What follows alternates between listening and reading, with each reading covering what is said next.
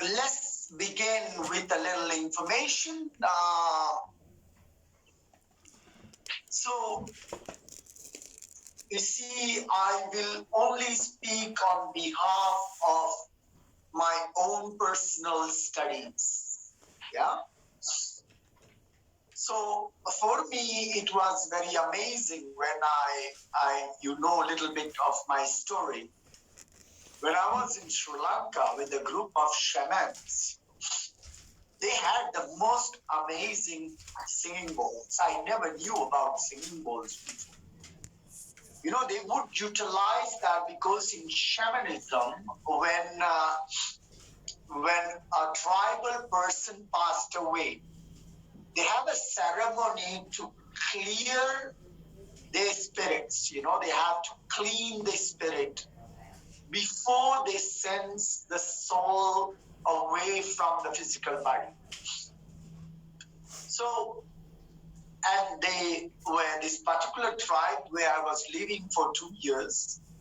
They had this special cave, and when somebody passed away, they would bring the body inside this particular cave and they would put turmeric powder, with a paste with turmeric powder. They would massage so the person become all yellow. And they brought these balls with them and they surrendered the body and they start playing. And I was very, very surprised because it was with the echo in the place. I never knew what it was. And I went on to a trance during this period of time. So my first contact with singing bowl was in 1979. And, really I didn't study much from them.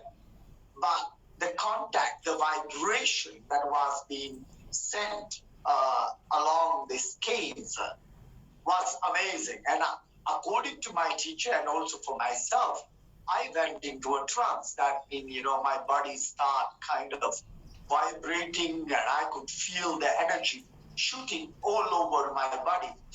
So from there onward, I became very, very curious about singing bowl. So I start researching in a sense, point of view. I wanted to find out more or less the root of it, because we did not have internet access, and it was very limited teachers or people who would be practicing singing bowls. So it was very, very hard to get what we would call as the originality of the technique. So I managed to get as close as possible toward what I think it was clear for myself. So a singing bowl is generally an element that was utilized the time of Tibetan. So we would say this was the time of Lord Buddha. Now, you see, in the history of Tibetan, whenever you have 3-4 children in your family, you would kind of give the youngest child to the Buddhism, to study. That was a tradition in Buddhism.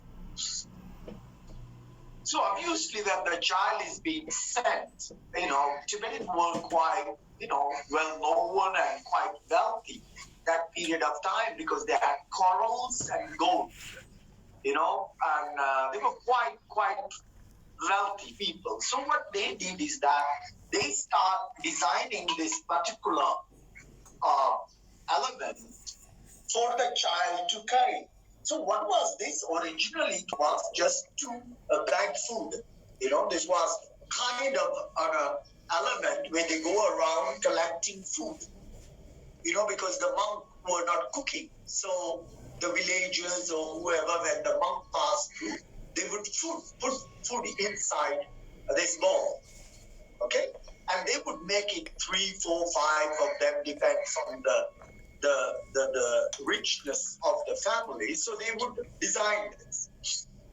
So according to the history that I know, from the closest that I like the idea, one particular monk, after he finished eating, he would eat on the bowl. He forgot to move the bowl out and he began his meditation right away. He started with a sound of Om. So Om was one of the major vibration that was being utilized in the past to create the movement of the water in the physical body system. We had not other sound, and other sounds were kind of like even in the dynamic, we used the sound of, that was used more by tribal. It's the vibration. But Om became very famous among, Buddhist, among Hindu, among yogis, So he was doing the Om, and according to what we know, by mistake, he banged his hand on the bowl, and the sound of Om came out of the bowl itself. Melissa, can you tap your bowl with your finger?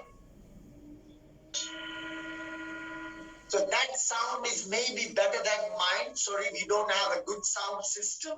So the sound of the singing bowl may not sound perfect for you guys because we are using the mobile just to create the sound.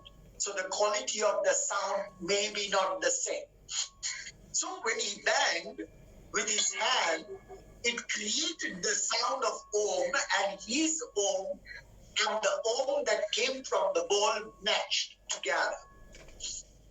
So from that time onward, he began to start using the sound during his chanting.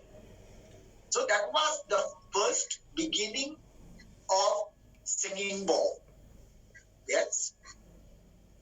Originally, we will call not singing, we call ringing bowl, the word of ringing, to ring, But then slowly we prefer the word of singing. So we change, but it was originally called the bowl that ring.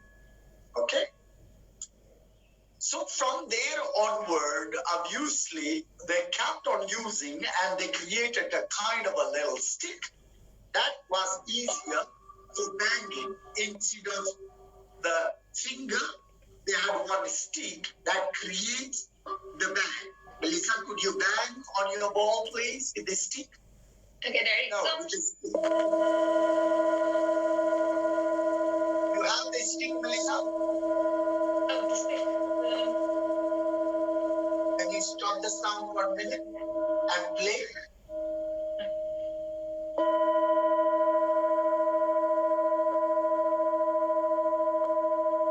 So Malika's speaker is better than mine. Can you stop the sound? Or can you play one more time, Melissa? And can you all listen to her sound? Of energy. Now, obviously, the monks were carrying different sizes of the bowl. The concept of do, re, mi, fa, sol, la, si, do. There was different tones of the size according to the size of the bowl. So obviously, this particular monk had three. He had a three bowl, but three different sizes. And he played. And the largest one, according to them, it was a bowl that was receiving.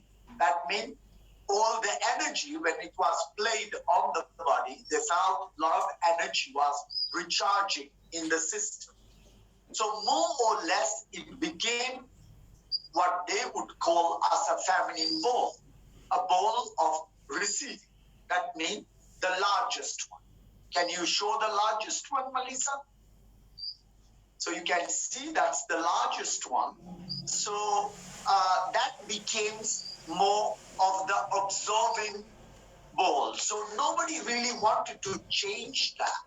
So then when I start diagnosing in my own self, I found, yes, it's that bowl, particular bowl, had the power of receiving.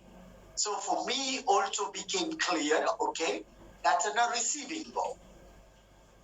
Then the medium ball, they felt it was transformation, things that was living from the body. That means whenever you want to push, it was quite aggressive, and they were able to release the problem through that particular ball. So it became a masculine ball, a ball of transformation. Yes? So you could say left side of your body, that's the largest ball, and the right side of the body, that became the medium ball. The smallest one, they found out that it was a very good ball for grounding. Yes, that means clarifying of the central line. So they also start calling us water as the larger ball, fire as the middle ball, and the wind as the small ball. So that was the original information that we have received. So do you understand what I mean? Can you hear me clear? Yeah? So can you hear me clear? Yeah? So the larger ball represent feminine, water, and the moon. And that's the ball that receives. And the middle ball, it's the sun, fire, and the masculine ball. The ball of transformation. So if a client is stuck in a situation, they don't know how to release the problem. Like example, your heart chakra. It doesn't matter how much you convince this person is completely blocked. What is blocked? Blocked means the person is stuck with their own mood. That means that particular chakra probably completely shut down. So what you need to do, you need to be able to smash. Smash is almost called as an explosion. So explosion ball will be the middle ball. And once you explode, you have to absorb it. That's the time you use the feminine ball. So when a person is completely blocked, don't try to use the feminine because it's only absorbing, but it can't break the things. So the middle ball can break because it's fire. It's masculine. Now the little one, usually when people are completely stuck in life, that means they don't know where to go, what to do, complete confusions, they are stuck in life. They say the wind is not moving. That's called the Kundalini. So the smallest ball is fantastic to clarify the central line, especially if your Muladhara is shut down. So you can call the large ball feminine ball, the middle ball masculine ball, the smallest ball the Kundalini ball. Or you can call the largest one water, middle one fire, the smallest one the wind. How you going to call it is up to you. You can call small, medium, and large. You can also call that. Yes? So it's up to you how you're going to call it. But the way it's going to play, it will show once we play the three sounds together, it will create one particular vibration. And that's what called as a set. So what is a set? That represents the right side, the left side, and the central line. So normally in the singing bowls, you have 3 balls, 6 balls, 9 balls, and 12 balls. 12 ball is called as a table. That means you position 12 balls in a different areas and you put the client on the table and you play all the 12 balls. But then if you have 12, you don't need to move the balls. But if we only have 3, we will have to constantly keep on shifting the ball. That's the only difference. So if you have 3 balls, it's fantastic to play. Just remember the smallest one should not be below the ring of inside between this and that. It should be exact, not below 8 inches. So the smallest one cannot go lower than 8 inch. It can be higher, but not lower. Okay? And the largest ball, Melissa, could you show the largest one? The maximum this can go is to 16 inch. So if you are going 16, the largest one, try to have 15, the middle one, and 14, the small one. So you can go 8 inch, 9 inch, and 10 inch. That also on a set. So you can go 10 inch small, 11 inch medium, 12 inch, the largest. Even if it is half an inch different from each ball, that will represent a set. Okay? So if you find sets above 8 inch, the smallest one, and below the 16 inch, the largest one. But remember, if it is a set, if it is 16, you can go 16, 15, and 14. Don't make the gap. The smallest one is 8 inch, and the largest one, 16. It's too much, the gap. Okay?